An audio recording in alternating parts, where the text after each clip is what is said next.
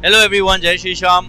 तो आज मैं आपके लिए एक बहुत ही इंटरेस्टिंग चीज लेके आया हूँ। मुझे पता है आपने आपके सीए फाइनल फाइनेंशियल रिपोर्टिंग की पढ़ाई शुरू कर दी होगी। So now today what I will be helping you out with is, मैं आपको बता दूंगा यहाँ पर कि सीए इंस्टीट्यूट ने सेक्शन वाइज कितना वेटेज देके रखा है कौन से चैप्टर्स को।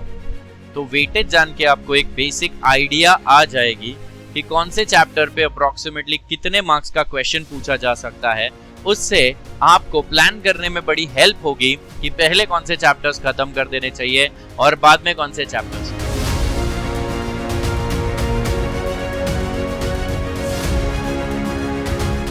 सो देखते हैं कि सिलेबस में कौन से चैप्टर्स को कितना वेटेज है।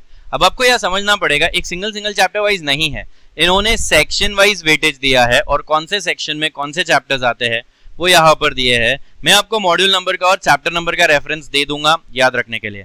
तो सेक्शन 1 जो है वो मिनिमम 10% और मैक्सिमम 15% यानी 10 से 15 मार्क्स के लिए पूछा जाएगा, क्योंकि पेपर 100 मार्क्स का आता है तो उसका 10% will be 10 and 15% will be 15। तो देयर इज अ पॉसिबिलिटी कि मिनिमम इतना पूछे और मैक्सिमम इतना पूछे, बट हमेशा जैसे मैंने बोला है याद रखना ये एक टेंटेटिव अंदाजा है। तो याद रखो एटलीस्ट इतना तो पक्का है कि इसमें से कुछ पूछेंगे, but it can go down below 10 also and it can go above 15 also. So बाद में मत इंस्टीट्यूट के पास रोते हुए जाना कि सर आपने गलत किया, 15 मार्क्स का बोला और 25 मार्क्स का पूछा, मैंने तो टॉपिक छोड़ दिया था। नहीं, ठीक है, अब आप फाइनल में आ चुके हो, आपको भी पता है कि ये सब टेंटेटिव है, बट यस इससे एक बहुत अच्छी आइडिया आपको आ सकती है कि इंस्टीट्यूट कौन से चैप्टर्स को कितना वेटेज दे रहा है, कितना इंपॉर्टेंस दे रहा है। तो पहला जो है, सबसे पहला एकदम बेसिक चैप्टर्स से शुरू किया है। इंट्रो मतलब इन्होंने प्रॉपर सीक्वेंस ही फॉलो किया है आपके मॉड्यूल का, सिर्फ 1-2 चैप्टर्स आगे पीछे है। तो सबसे पहले यहाँ पर they are talking about introduction to general purpose financial statements, जो कि है आपके मॉड्यूल 1 का चैप्टर 1। सबसे पहला बेसिक चैप्टर जिसपे स्टैट्यूटरी प्रोविजंस दिए हैं कि आपको इंड एस कब अप्लाई हो जाते हैं, और सबसे इजी वाला पार्ट जो एक्चुअली अगर ढंग से पढ़ो तो बहुत इजी हो जाता है, वो है division 2 of schedule 3 of companies act 2013, जिसमें आपको पूरा फाइनेंशियल स्टेटमेंट्स का फॉर्मेट एंड ऑल दिया है। ये अगर आप कर लो तो आपको बहुत इजी चला जाएगा ये डिसाइड करने में कि P&L में क्या जाता है, बैलेंस शीट में क्या जाता है, और उस पे सवाल पूछेंगे ये लोग। ठीक है, तो ये तो फर्स्ट चैप्टर हो गया। इसके अलावा यहाँ पर है मॉड्यूल 1 का चैप्टर 2 भी, conceptual framework for financial reporting under Indian accounting standards. ये एक बहुत कंसेप्चुअल और बेसिक चैप्टर है। इस चैप्टर में ये बताया गया है कि इंडियन अकाउंटिंग स्टैंडर्ड्स अप्लाई करते वक्त क्या फ्रेमवर्क, क्या माइंडसेट, क्या थॉट प्रोसेस यूज किया जाना चाहिए। ठीक है, और ये कहाँ खत्म हो रहा है, देखिए यहाँ पे खत्म हो रहा है, यहाँ तक। तो यहाँ तक पूरा सेक्शन 1 है जो कि 10 to 15 मार्क्स है। चैप्टर 1 हो गया, चैप्टर 2 हो गया। अब हम जाते हैं आगे, दैट इज ये application of Ind AS with reference to general purpose financial statements. ये है आपके मॉड्यूल 1 का चैप्टर 3, सेम सीक्वेंस में है। इसमें क्या है भाई, प्रेजेंटेशन के बारे में है और मेजरमेंट के बारे में है। प्रेजेंट कैसे करना चाहिए, तो presentation of financial statements end S 1 बोलता है कि P&L कैसे बनेगा, बैलेंस शीट कैसे बनेगा, फॉर्मेट दिया है। फिर अगर इंटरिम फाइनेंशियल स्टेटमेंट्स आप बनाते हो मिड ऑफ द ईयर तो वो कैसे बनेगी, और cash flow statement because it is a part of your financial statements. और इसके अलावा ये जो पार्ट है ये है आपके मॉड्यूल 1 का चैप्टर 4, मेजरमेंट वाला, जैसे कि accounting policies, changes in accounting estimates, errors etcetera. जब भी आपको अकाउंटिंग करनी है तो आपको कुछ मेजरमेंट्स करने पड़ेंगे, जैसे असेट का यूजफुल लाइफ क्या होगा वगैरह। ठीक है, तो यूजफुल लाइफ आप एस्टिमेट कर रहे हो और अगर इसमें चेंज आ रहा है तो उससे डील कैसे करना है। इवेंट्स आफ्टर रिपोर्टिंग पीरियड की बैलेंस शीट तो बन गए, बट उसके बाद कुछ हो गया। ठीक है, बैलेंस शीट की डेट चली गई, बैलेंस शीट की डेट चली गई, बैलेंस शीट 31 मार्च को बनना था और उसके बाद कुछ ऐसा इंसिडेंस हुआ है जो 31 मार्च के फिगर्स को इंपैक्ट कर रहा है। इसके अलावा फेयर वैल्यू कैसे मेजर करनी है, ये है मॉड्यूल 1 चैप्टर 4। तो फर्स्ट 4 चैप्टर्स आपको देने वाले हैं 10 से 15 मार्क्स। सो फर्स्ट 4 चैप्टर्स के एंड पे आपको मिल जाएंगे 10 या 15, मिनिमम 10 मैक्सिमम 15 मार्क्स। ठीक है, फिर ये जो अगला है ना, ये one of the most favourite है इंस्टीट्यूट का, ये याद रखना। ये है end S on income statements, end S 105 revenue from contracts with customers. जब भी आप कस्टमर के साथ कॉन्ट्रैक्ट में करते हो तो वो रेवेन्यू आप कैसे रिकॉग्नाइज करते हो, ये है मॉड्यूल 1 का चैप्टर 5। ठीक है, और ये आने वाला है 5 से 10 मार्क्स के लिए। तो मिनिमम अब तक 15 मार्क्स का पेपर कवर हो चुका है, मैक्सिमम 25 मार्क्स का पेपर अब तक कवर कर चुके हैं हम लोग। ठीक है, इसके बाद आता है आपका अगला chapter which is accounting standards on assets and liabilities in the financial statements, जिसमें पहला है इंडेस टू इन्वेंट्रीज, फिर property plant equipment, leases, borrowing cost, impairment, intangible assets, investment property and non current assets held for sale and discontinued operations. यहां तक जो भी दिया है ये असेट से जुड़ा हुआ है और सेक्शन 3 में असेट्स के साथ लायबिलिटीज भी है। तो ये जो आगे के दो चैप्टर्स है employ benefits and provisions, contingencies and liabilities, ये लायबिलिटी से जुड़ा हुआ है। तो ये फर्स्ट वाला असेट वाला चैप्टर जो है ये आपको मिलने वाला है मॉड्यूल 2 चैप्टर 6। तो अगर आप देखोगे अब तक हम सीक्वेंस से ही चल रहे थे, चैप्टर 5 तक आ गए। अब असेट्स और लायबिलिटीज एक साथ टेस्ट किए जाएंगे, maybe in the same sum also.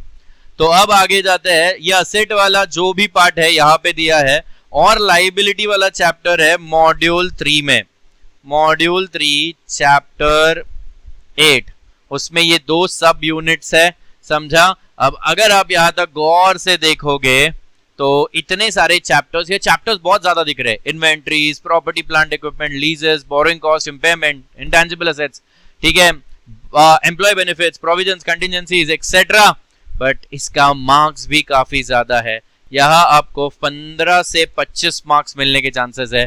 तो 15 अब तक जो भी आपने कितने चैप्टर्स पढ़े थे, 5 चैप्टर्स में आपको 15 मार्क्स कवर हो गए थे, और अब ये 15 अगर कवर हो जाते हैं तो 15 + 15 30, और 5 चैप्टर्स में आपने 25 मार्क्स कवर किए थे, उसमें ये 25 अगर ऐड हो जाए तो 50, यहां तक आपका 50% पेपर कवर हो जाता है। अगर मिनिमम भी पूछा तो 30% पेपर आपका कवर हो रहा है only by doing these chapters, जिसमें ये फर्स्ट वाला पार्ट मोस्टली थ्योरी है, प्रेजेंटेशन ऑफ फाइनेंशियल स्टेटमेंट है, P&L का फॉर्मेट, बैलेंस शीट का फॉर्मेट, उसके अलावा असेट्स और लायबिलिटीज की प्रेजेंटेशन जो थोड़ा टेक्निकल है वो पार्ट आपको थोड़ा पढ़ना पड़ेगा बट प्रैक्टिकल है, और revenue recognition that is India 115। तो ये सारे चैप्टर्स अगर आप कर लो, अब दिखने में ये चैप्टर सिर्फ 2 दिख रहे हैं, जैसे मॉड्यूल 2 चैप्टर 6 और मॉड्यूल 3 चैप्टर 8, ये 2 चैप्टर्स है, बट अगर अंदर जाओगे तो इतने सारे यूनिट्स है, इसीलिए ये थोड़ा बड़ा वेट यूनिट हो जाएगा। फिर आता है सेक्शन 4। सेक्शन 4 में अब क्या क्या शुरू होता है, तो सेक्शन 4 में 2 चीजें आएगी, items which impact financial statements and items which are disclosed on the financial statements. Impact मतलब इनका फर्क पड़ेगा फाइनेंशियल स्टेटमेंट्स पे, और उसमें आएगा सबसे पहले इंडेस 12 जो इनकम टैक्सेस की बात कर रहा है, और इंडेस 21 effect of changes in foreign exchange rates. Foreign exchange rate change हो गया, अगर मेरी फॉरेन में कोई असेट है तो मैंने खरीदी थी $1,00,000 पे, जब 80 रुपीज चल रहा था, अब वो चेंज हो गया है 82 रुपीज हो गया, तो उसकी वैल्यू बढ़ गई। तो इसके साथ कैसे डील किया जाता है वो देखना है हमें, ठीक है। तो ये जो 4th वाला पार्ट है ये है मॉड्यूल 3 में ही, और ये वहां का है चैप्टर 9, और अगला वाला जो पार्ट है ये है मॉड्यूल 3 का चैप्टर 10। तो गाइज अगर आपने देखा होगा तो हमने चैप्टर 7 स्किप किया है, चैप्टर 6 और 8 मिलके आपका सेक्शन 3 बन गए, चैप्टर 9 और 10 मिलके आपका सेक्शन 4 बन गए, जो आपको 15 से 20 मार्क्स देने वाले हैं। 30 + 15 हो जाते हैं 45, 50 + 20 हो जाता है 70। तो अगर आप यहां तक कर लो, आप सिर्फ मॉड्यूल 2 पूरा भी नहीं किया हमने, मॉड्यूल 2 में से एक चैप्टर बाकी है चैप्टर 7, क्योंकि मॉड्यूल 3 चैप्टर 8 से शुरू हो रहा है। देखिए तो मॉड्यूल 3 में 3 चैप्टर्स कर लो, 8, 9, 10, और मॉड्यूल 1 और 2 पूरा कर लो, तो भी आप 45 से 70 मार्क्स तक का पेपर लिख पाओगे, ठीक है। सेक्शन 4 में एक और चीज आ रही है, सेक्शन 4 में अदर इंडेस भी आ रहे हैं। अब कुछ छोटे मोटे इंडेस बचे जैसे accounting for government grant, share based payment, agriculture, और यहाँ पे आपका सेक्शन 5 खत्म हो रहा है। तो सॉरी, आपको सिर्फ 9, 10 नहीं, 9, 10 और आपने जो छोड़ दिया था मॉड्यूल 2 का चैप्टर 7, तो चैप्टर 7, 9 और 10 करोगे तब जाके आपको 15 से 20 मार्क्स के क्वेश्चंस उस पे से सॉल्व करते आएंगे। तो यहाँ तक हमारा पूरा के पूरा अब तक जो है वो हम लोगों ने देख लिया, और ये करने से आप 45 to 70 मार्क्स का पेपर अटेम्प्ट कर पाओगे, ठीक है। फिर आता है यहाँ पर index on financial instruments. Financial instruments का एक स्पेसिफिक इंड एस है, ठीक है, जो शुरू होता है यहां से। फाइनेंशियल इंस्ट्रूमेंट्स का scope, definition, classification, equity, liabilities, derivatives, embedded derivatives, recognition and derecognition of financial instruments, hedge accounting, disclosures, ये पूरा एक सिंगल चैप्टर है 10 से 15 मार्क्स के लिए, ठीक है। और ये चैप्टर है आपके मॉड्यूल 3 का चैप्टर 11, ठीक है। मॉड्यूल 3 का चैप्टर 11 अगर ये आप कंप्लीट कर लो तो आप ऑलरेडी 45 तक का पेपर अटेम्प्ट कर चुके थे। 45 प्लस 10 कम्स टू 55, मतलब आपने मॉड्यूल 4 को हाथ भी नहीं लगाया तो मिनिमम 55 और मैक्सिमम कितना हो जाएगा अब तक 70 प्लस 15, मैक्सिमम आप 85 मार्क्स का पेपर अटेम्प्ट कर पाओगे even if you skip module 4। Module 4 skip नहीं करना है, क्यों मैं बताऊंगा आगे जाके, बट एक एग्जांपल दे रहा हूं। तो अगर आप यहाँ डिसाइड करो अभी तक कि कौन सा कहाँ से कितना आ रहा है, तो यहाँ पर देखो आपको मॉड्यूल 3 तक हम पहुंच गए हैं और वहां तक 55 to 85% कवर हो रहा है। अब जाते हैं मॉड्यूल 4 पे, ठीक है। सबसे पहले पूरा की पूरा module 4 is about group accounting. What do you mean by group accounting? Group accounting में सब्सिडरीज होती है और इन सब की सिंगल सिंगल बैलेंस शीट बनेगी और पेरेंट कंपनी का एक सिंगल बड़ा सा पूरे ग्रुप का एक सिंगल कंसोलिडेटेड फाइनेंशियल स्टेटमेंट बनेगा, ठीक है। इसके लिए अलग अलग इंडिसेस है और ये 10 से 20 मार्क्स के लिए आता है। अगर 55 प्लस 10 यहाँ ऐड कर दो, ठीक है, ये सिर्फ सेक्शन 6 है। 55 प्लस 10 ये हो जाएगा 65 और 80 प्लस 20 ये हो गया 100। तो यहाँ पर कौन से चैप्टर्स आ रहे हैं हमारे सेक्शन 6 में? तो सबसे पहले हमारे सेक्शन 6 में आ रहा है बिजनेस कॉम्बिनेशंस। बिजनेस कॉम्बिनेशंस अब ये पूरा मॉड्यूल 4 है बच्चों। तो मॉड्यूल 4 का चैप्टर 12 है, 11 तक पीछे था। उसके बाद कंसोलिडेशन इज चैप्टर 13, ठीक है, चैप्टर 13। तो 12 और 13 कर लो, सिर्फ पहले 13 चैप्टर्स तक भी कर लो तो 65 मार्क्स आपके कवर हो रहे हैं। इसके बाद अगर आप देखोगे तो ये एक एक चैप्टर्स है सारे, ये सारे के सारे मॉड्यूल 4 के ही है। ये है चैप्टर 14, चैप्टर 15, चैप्टर 16 और चैप्टर 17। तो 14 और 15 मिला के 5 से 10 का वेटेज रखते हैं तो 70 से लेके 110 हो जाएगा, ठीक है। 16 और 17 मिला के रखते हैं 5 से 10 का, सो 75 और 120 इतना वेटेज आ रहा है इन चैप्टर्स का।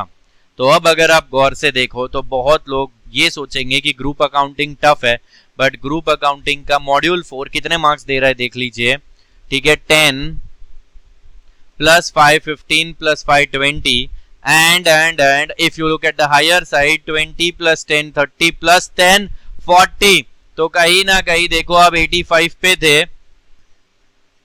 ओके 85 पे थे, ये एक छोटा सा चेंज आएगा, ये 105 हो जाएगा बच्चों, ठीक है। वो 85 था, मैंने 80 पकड़ा, so this will become 105 115 and 125 हो जाएगा। सब 5-5 से बढ़ जाएंगे। सर 125 मार्क्स का पेपर आता नहीं है, समझा? तो ठीक है, यहाँ पे 105 हो जाएगा, 115 125। आपको अब आप पेपर पैटर्न देख लो, ऑप्शंस के साथ अगर ऐड करो तो पेपर 100 मार्क्स से ज्यादा ही आता है। सो आपने अब क्या क्या करना चाहिए, चलो वो डिस्कस करते हैं यहाँ पर।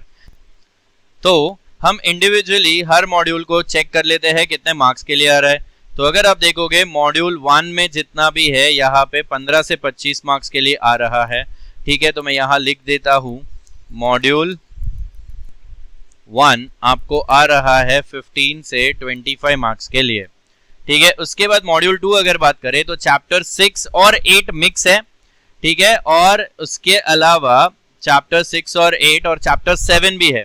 तो चैप्टर 7 कैसे इंडिविजुअली दिया नहीं है, बट चैप्टर 6 आपको देके रखा है और 6 कर रहे हो तो आपको 8 भी करना है मॉड्यूल 3 से। तो कहीं ना कहीं 2 और 3 को मिला के देखते हैं। तो मॉड्यूल 2 में चैप्टर 6 आपको आ रहा है 8 के साथ मिला के 30 मार्क्स के लिए, ठीक है। तो वही पकड़ लेते हैं, मॉड्यूल 2 लिख देता हूं मैं सिर्फ उसको, मॉड्यूल 2 जिसमें आप चैप्टर 6 करो प्लस 8 भी कर लेना, तो आपको 30 से लेके 30 मार्क्स नहीं था वो टोटल मैंने लिखा है 30, वो 15 से 25 मार्क्स के लिए आता है, राइट। तो वो आएगा अनदर 15 से 25 मार्क्स और अब आपके 30 to 50 मार्क्स यहाँ कवर हो गए।